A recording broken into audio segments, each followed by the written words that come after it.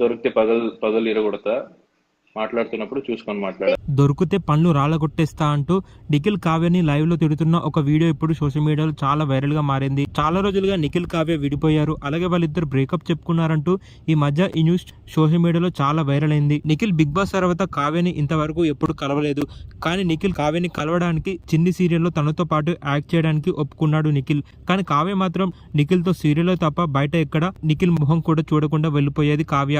ఇక కావ్య మాట్లాడకపోవడంతో నిఖిల్ ఏం చేయలేక చిన్ని సీరియల్ నుంచి తప్పుకున్నాడు. అయితే నిఖిల్ కావ్య ఫ్యాన్స్ కి వీళ్ళిద్దరి మధ్య గొడవ ఎలా మొదలైంది, అసలు వీళ్ళిద్దరు ఎందుకు బ్రేకప్ చెప్పుకున్నారో ఎవరికి ఇంతవరకు తెలియదు.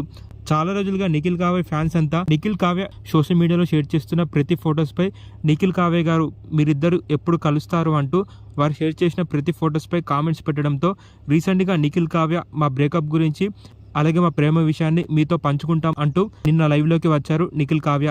ఇక లైవ్ స్టార్ట్ కాగానే కొంతమంది ఫ్యాన్స్ నిఖిల్ గారు మీరు కావ్యని ఎందుకు మధ్యలోని వదిలేశారంటూ కామెంట్స్ పెట్టడంతో నిఖిల్ ఆ కామెంట్స్ కి రియాక్ట్ అవుతూ ఎవరు వదిలేశారో క్లారిటీగా తెలుసుకొని కామెంట్స్ పెట్టండి.